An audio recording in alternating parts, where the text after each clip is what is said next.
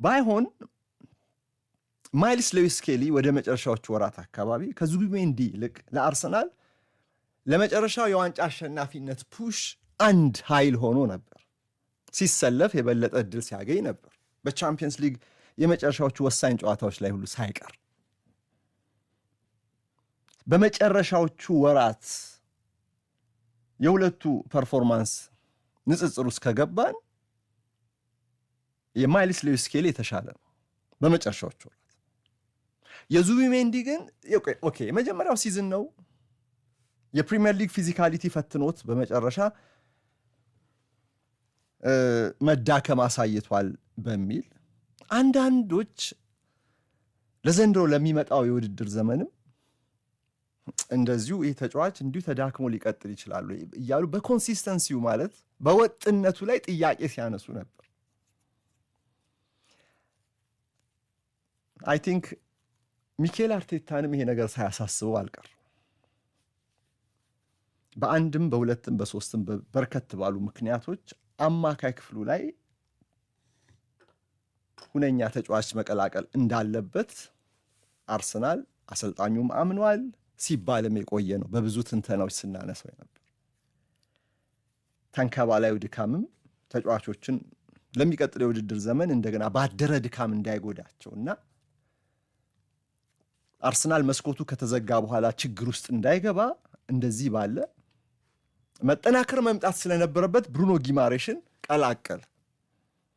ግን የብሩኖ መምጣት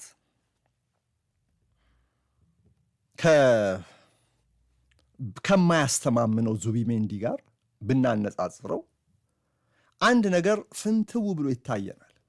የሚኬል አርቴታ የአማካይ ክፍል አስተሳሰብ በራሱ እንዴት ነው ቡድኑ የበለጠ ኢቮልቭ ለሚቀጥለው ሲዝን የበለጠ እንደው አድጎ እንዲመጣ ከተፈለገ እንዲጎለብት ከተፈለገ ምንድነው መጨመር ያለበት በሚለው እንደዚህ አይነት ሃይሊ ቴክኒካሊ ሆነ ግን ደግሞ በአካል በፊዚካሊ ደግሞ ነገሮች ጫን ሲሉ ተዳክሞ የታየ ተጫዋች ሳይሆን